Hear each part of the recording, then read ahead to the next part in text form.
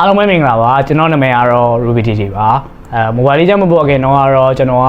တာမန်ကျောင်းသားလေးတစ်ယောက်ပါကျွန်တော်စာရေးစူးစမ်းရင်းနဲ့ကျောင်းမှာ10တန်းမှာ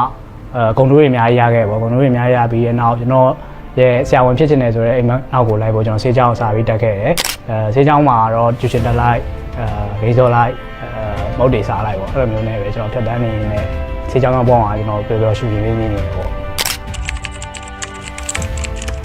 ဒီ mobile legend game ကိုဘယ်လိုမျိုးစပြီးတော့တီးခဲ့လဲဆိုတော့ကျွန်တော် first year second year လောက်တုန်းကပေါ့အဲ့ချိန်တုန်းက mobile legend စပေါ်တဲ့အချိန်တုန်းကကျွန်တော် account နဲ့တကယ်ချင်းတွေကလို့ Facebook ပေါ်မှာ game screenshot တွေ share ရပါတော့ကျွန်တော်ကလည်းဒီ game ဆော့ရလဲဝါနာပါတယ် mobile game ကိုလည်းနှစ်သက်တယ်ဗျာ mobile game ကိုလည်းနှစ်သက်တဲ့အတွက်ကြောင့်ကျွန်တော်ဒီmobile legend game စပြီးတော့ဆော့ခဲ့တယ် pro player ကိုစပြီးဖြစ်ခဲ့တာကတော့ကျွန်တော်ဒီ brand တွေအများကြီးဆော့ရ brand တွေအများကြီးဆော့နေတယ်ကျွန်တော်brand 2ဆော့နေကြတဲ့ငယ်ချင်းတွေကျွန်တော်ပြန်ခွဲရစားဆော့တယ်အဲ့အနေပြီးမှ BG ကိုရောက်လာတယ် BG ကခေါ်တော့ကျွန်တော် BG ကိုရောက်လာတယ် BG မှာကတော့အားလုံးပဲတီးခဲ့တာကျွန်တော်အောင်မြင်မှုတွေအများကြီးရခဲ့တယ်အဲ့ထဲကတော့အမှတ်ရပြအရှိဆုံးကတော့